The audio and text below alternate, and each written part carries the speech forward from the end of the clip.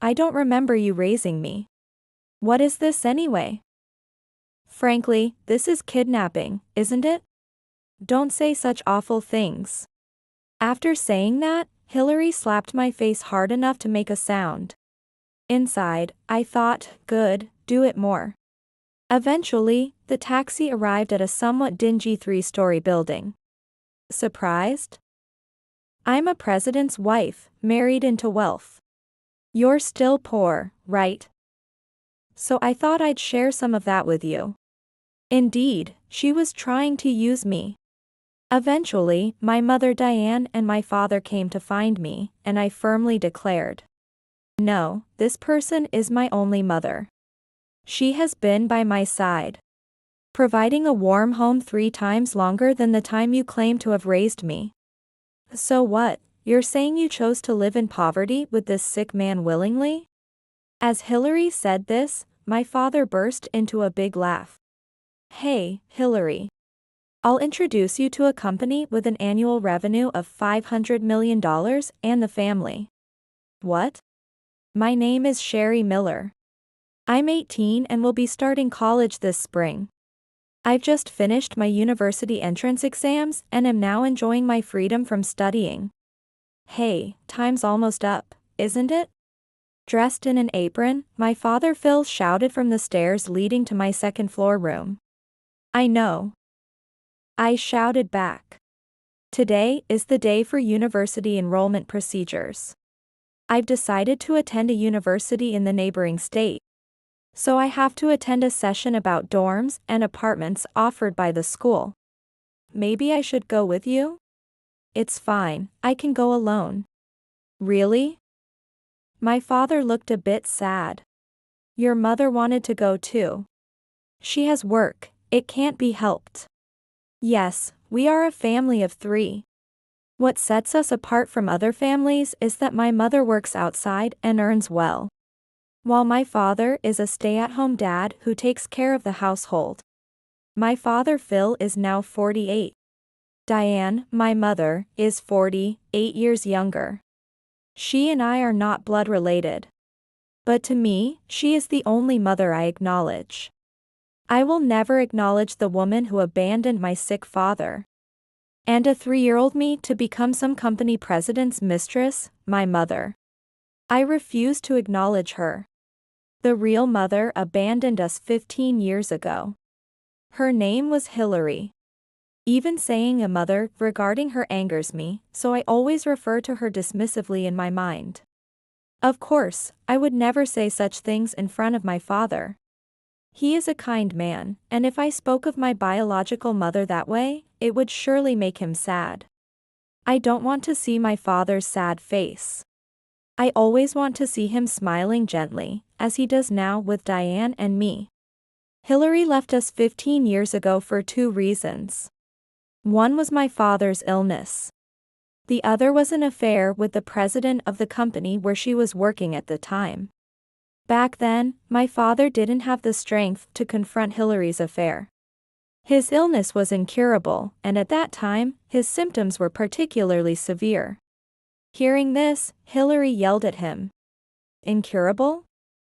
So you're saying it's a terminal illness? In a hospital room with many beds lined up, Hillary insensitively said such things, which finally disillusioned my father.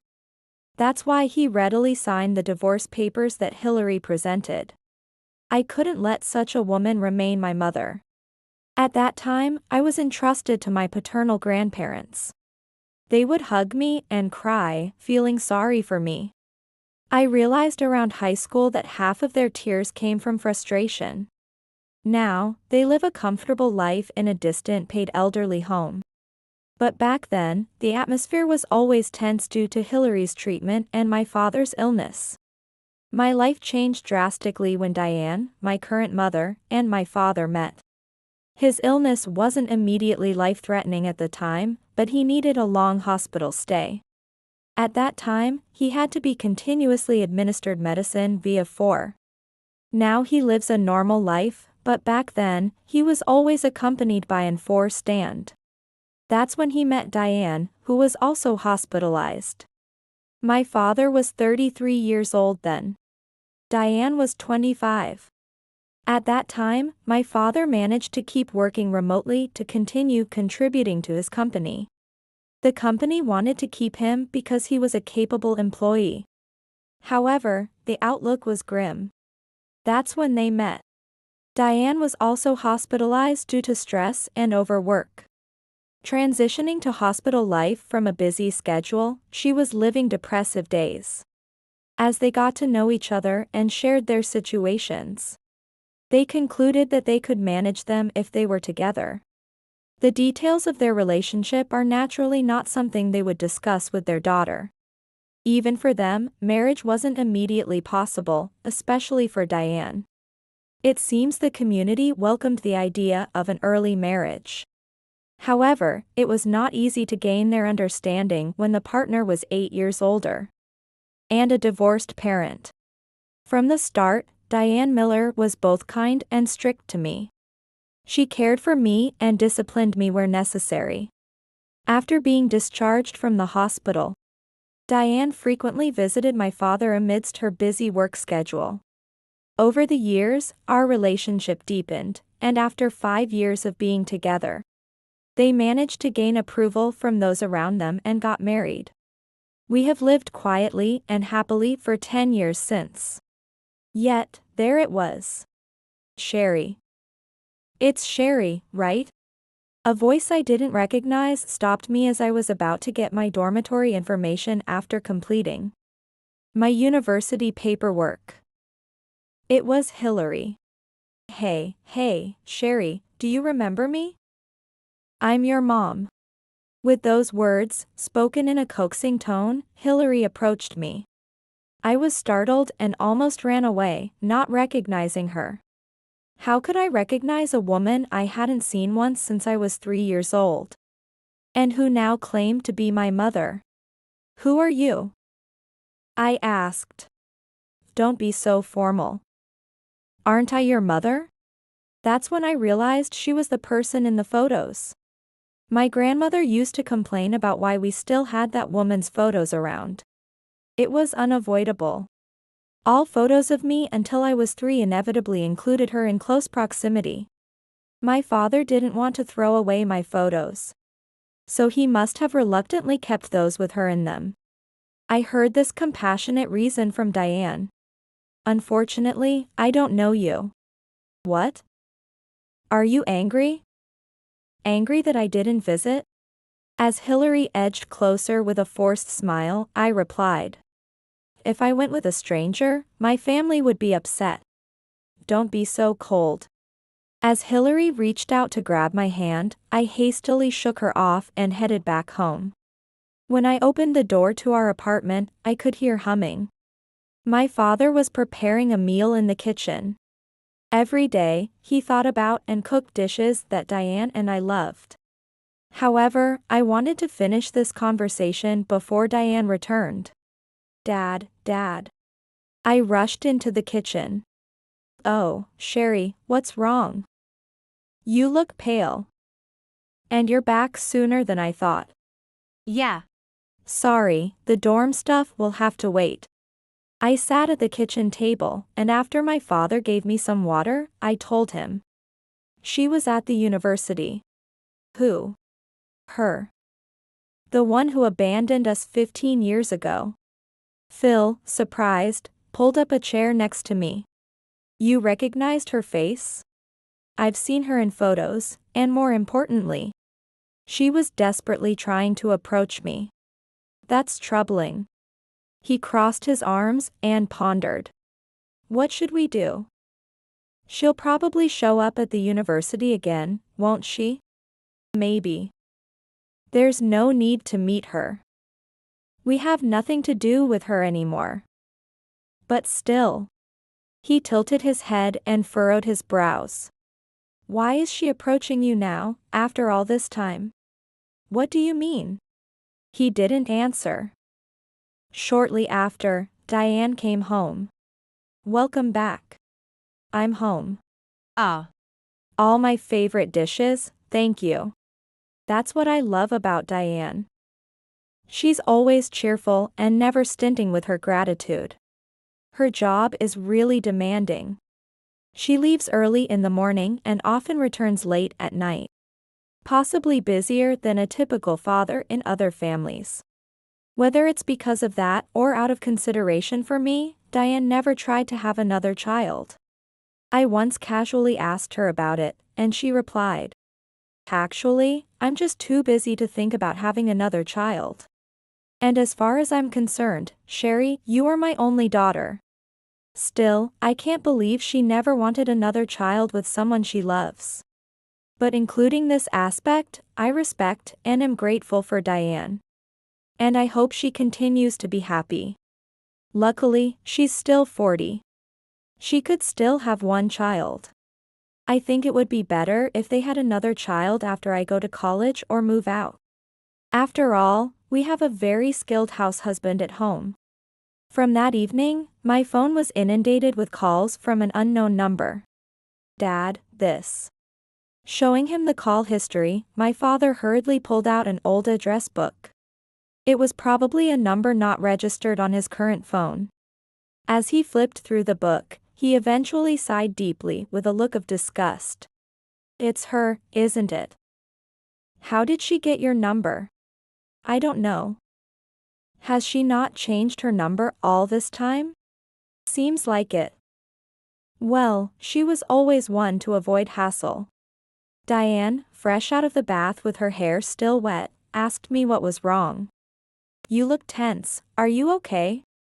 Phil signaled with his eyes, asking what we should do. I nodded. "Mom, actually today, right in front of the university. My biological mother stormed up to meet me." "What? Are you okay? Did she do anything to you?" Diane immediately showed concern, dropping her towel. "I'm fine, she didn't do anything. But now I have to go back another day for the dorm and apartment introductions." "Oh dear. I wish I could have been there with you." Saying this, Diane sighed heavily. "You better go with her next time." "Yes, we'll take care of the dorm stuff then, too. Since there's a weekend in between, how about Monday?" "Yes," said Diane, pausing to think for a while. Phil, picking up the abandoned towel, dried her hair to prevent her from catching a cold. And even dried her hair with a hairdryer. Seeing them like this, I thought to myself, what a good couple they are. I always want our family to stay just like this. That's why it scares me to think what Hillary, who has just reappeared, might be planning. After spending the entire weekend at home, I decided to go back to the university with my father on Monday. We walked slowly to the station. The university is a few stations away from the nearest one. As we strolled leisurely side by side, talking about what the dorm might be like, or the cost if it were an apartment, suddenly, I felt my body lose balance. "Sherry!" My father shouted as I was grabbed by the arm and dragged into a taxi. "Driver, hurry up and go." I recognized the voice that jumped into my ears. It was Hillary. Through the window, I saw my father's panicked figure. But before he could open the door, the taxi started moving. "What are you doing?" Once I managed to steady myself, I shouted at the top of my lungs. "Because you keep ignoring my calls." Who answers calls from an unknown number nowadays? Exactly. That's why I had to come directly like this. As Hillary leaned in close, I flinched slightly. "Won't you come with me without saying anything?" "No." Such a stranger's manner. "Aren't I your mother?" I scoffed at her words. "What's with that attitude? Do you really think you are a mother to me?" I chose my words carefully and made sure even the taxi driver could hear them. "I gave birth to you, so you are my daughter. I don't remember you raising me. And what is this anyway? Frankly, this is kidnapping, isn't it? Don't say such awful things." After saying that, Hillary slapped my face hard enough to make a sound. Inside, I thought, good, do it more. Eventually, the taxi arrived at a somewhat dingy 3-story building. What is this place? This is our company, Hillary replied. Surprised? I'm a president's wife, married into wealth. You're still poor, right? So I thought I'd share some of my wealth with you. Indeed, she was trying to use me. She ushered me into the building and pushed me into a room right by the door, and locked me inside. I banged on the door, shouting, "What are you doing?" to Hillary outside. Just wait here for a bit, please. What in the world was this about? I took out my smartphone and immediately sent a message to my father saying, "I'm here." I sent a screenshot of my current location on the map. And pictures of the view from the room's window. Soon, a reply came. Just stay there, I'll figure something out. Of course, that had been my intention. Eventually, Hillary unlocked the door and took me out. Holding my arm, she led me upstairs to a room about midway down the 2nd floor. I could hear several people's voices inside. Hillary banged open the door. As expected, several people were inside, appearing to be in a meeting with a desk and whiteboard set up. What is this? We are in a meeting right now. A young man with glasses stood up and approached us.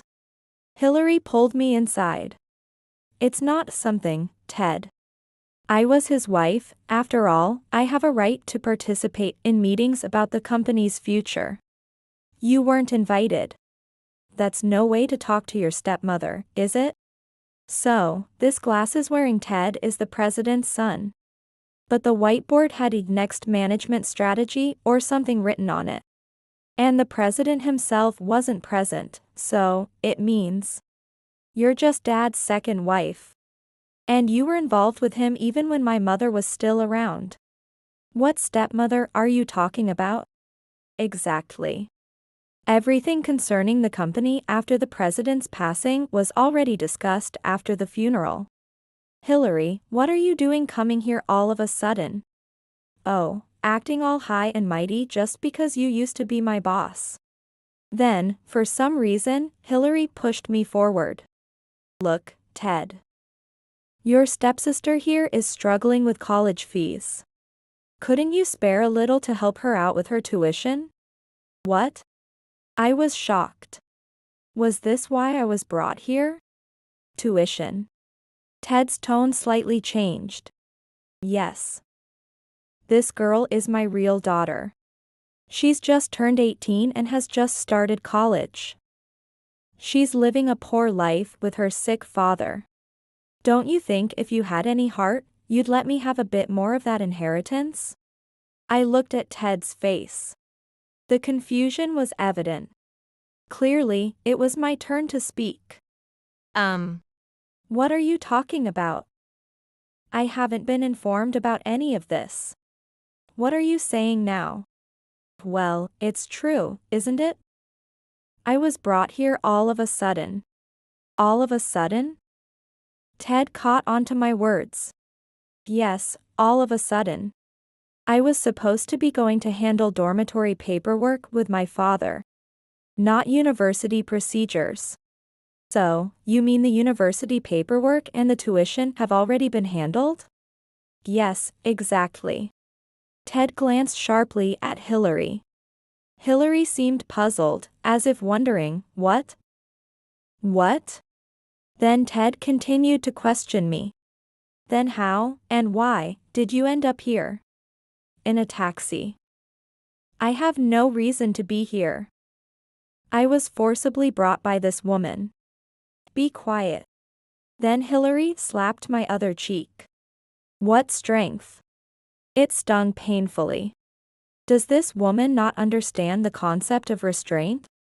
Anyway, I needed to buy time. My father, and likely Diane, would be taking some action. During this time, I needed to extract as much information as possible from these people. I see, you really know nothing about this. Ted began to explain.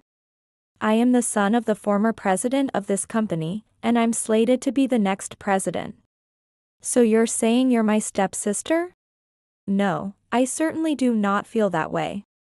I stated firmly. I was abandoned by this woman when I was just 3, along with my sick father. The atmosphere chilled instantly. All eyes turned towards Hillary. How could she be so shallow? Does she really think I remain the 3-year-old she left? Does she expect me, now a university student, to be terrified and compliant? Perhaps for her, the past 15 years never happened. I remember well. You called us just once, remember? What you said then? What did I say? The same thing you said to me earlier. Laughing about how you are a wealthy president's wife and we are nothing but poor people. The room visibly recoiled. You said that. When was this? Well, since you mentioned marrying into wealth, it must have been after she remarried. I didn't know anything about it. Maybe about 10 years ago? So when you were just a little girl in elementary school, you were spoken to that harshly? I nodded. Well, by that time, her words weren't much of an issue to me anymore. Just then, there were sounds of people running into the building. Sherry. Are you okay? Sherry, are you all right? Where are you? I heard the loud voices of my father and Diane, along with several others. I stuck my head out into the corridor and yelled, "Over here." Dad, Mom. Following my voice, they ran down the stairs and through the hallways. Sherry. With a clatter, they opened the door. You're safe. Sherry. I'm so glad. Saying this, Diane rushed over and hugged me tightly. Yes, I was so worried. I'm okay. Got slapped twice, though. Oh, twice. The lawyer behind my parents examined my face closely and raised his camera. Let me take a photo. Please do, I said, pushing my face forward. The cheek Hillary had hit really hurt. Let's take a good picture for evidence. Who are you people? Then Hillary pointed at my parents and yelled. Oh, have you forgotten the face of the husband you left 15 years ago? What? Phil? Phil, is that you? What's with that healthy look? Is it bad to look healthy? Ah. I see. That's why she didn't immediately understand I was with my father. She really thought my father had been bedridden and sick all this time. You said it was an incurable disease. It hasn't been cured. But just because it's not cured doesn't mean I can't live. Do you know what remission is? Remission? She apparently didn't know. Remission means that the symptoms are temporarily diminished or gone. There could be a chance of recovery, but also a high risk of relapse. So, it's not that he has recovered. He's always careful about his health, regularly takes several medications, and continues to visit the hospital. So, it's not untrue to say it's an incurable disease. Hillary snapped at Diane's comment. What about you? What about you? What are you doing to my daughter? Look at her cheeks. She's my daughter. I can do whatever I want with her. I couldn't stay silent at that. No, this woman here is my only mother. She has been by my side, providing a warm home 3 times longer than the time you claim to have raised me. So what, you choose to live in poverty with this sick man? At this, my father let out a big, hearty laugh. Hey, Hillary, I'll introduce you to a company with an annual revenue of $500 million. What? Well then, let me introduce myself properly, Hillary. I'm Diane Miller, his wife. I've heard about how you left a sick man and a 3-year-old Sherry to become another man's mistress. It seems you really are as unreasonable as the stories suggest. Then, Ted, intrigued by the conversation, chimed in. Now that's an interesting story. I'd love to hear more about it. By the way, Mrs. Miller, when you mentioned a company with $500 million in revenue, are you perhaps referring to TL Corporation? Yes, I believe we've had dealings with your company. Diane flashed a bright smile to everyone but Hillary. Yes, the busy woman who supports our family daily had been tasked with the company's presidency since her 20s. Originally, Diane met my father when she was overwhelmed by the sudden responsibilities thrust upon her. Her body and mind screaming out under the pressure, leading to her hospitalization. Born as the only daughter in the founding family, she lost her parents in an accident early on, taking over the presidency at just 25.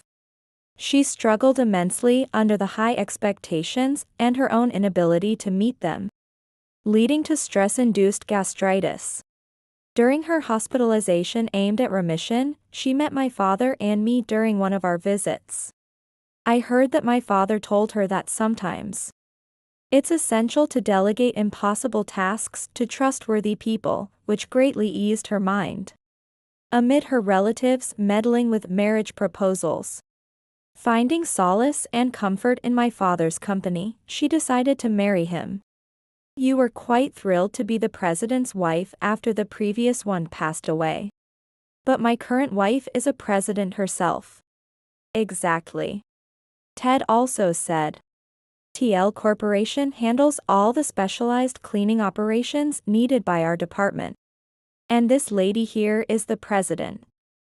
Anyone slightly familiar with the economy would recognize her. Hillary was stunned by Ted's words. Yes, that's right. Our company performs a broad range of cleaning tasks, from ordinary cleaning to specialized services. While I believe we've always had dealings with your company since my father's time, it seems this contract needs reevaluation. Diane looked around sternly. After all, shouldn't we cancel contracts with a company that harbors someone who kidnaps our daughter? I can't trust such a company. The executives present at the meeting were taken aback. Please, let's not go that far. Our business can't operate without their cooperation. What? Really? Hillary seemed confused by what was being said. Hillary, you weren't aware of that? And yet you tried to stop me from becoming president and tried to withdraw money without knowing? You're truly detrimental to this company. Isn't that right, everyone? Absolutely. That's for sure. The company's upper management echoed in agreement. What? You're saying that? The inheritance Dad left for you in his will was given long ago. What did you do with that money? Trying to extort more money this way, have you perhaps squandered it all? Or were you already in debt? Ted continued to press, while Diane interjected. Perhaps she spent it on something, no? Recently, a suspicious person approached our daughter. So I had it investigated in a hurry over 2 days. 2 days. Ah. Right, over the weekend. Then our company's lawyer, who had been taking photos earlier, nodded. At the president's request, we conducted some investigation into this person. It appears she has been patronizing nightclubs for a long time and contributing financially to them. Also, it seems she has been receiving payment demands due to her falling behind. She was doing that, huh? Wow. I gave Hillary a look of utter disbelief, as if to emphasize the absurdity. Thank you for looking into this. No problem. It's bad for our business partners to be associated with someone who has such issues.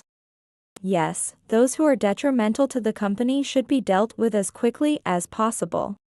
As Ted spoke, our lawyer nodded emphatically. Then, suddenly, several men entered from the back. Hillary Adams, you are under arrest for abduction and imprisonment. The men, flashing their police badges, marched in and handcuffed Hillary. What? I just took my daughter with me. We've been divorced for ages, and you dumped the custody on me, remember? At that point, you became a stranger. And I never received any child support from you. What right do you have to act as a mother? I added, incredulous. Really, how can you not realize how wrong your actions are? Taking me in front of Dad like that in a taxi? How insolent. Insolence is fine by me if it worsens your impression. I just wanted to say this. I fixed my gaze sternly on Hillary. I never wanted to think about you. Just disappear and never show your face again. Hillary froze at those words.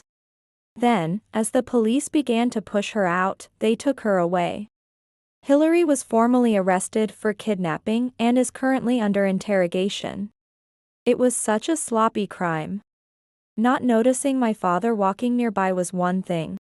But the fact that she abruptly dragged me into a taxi was particularly significant.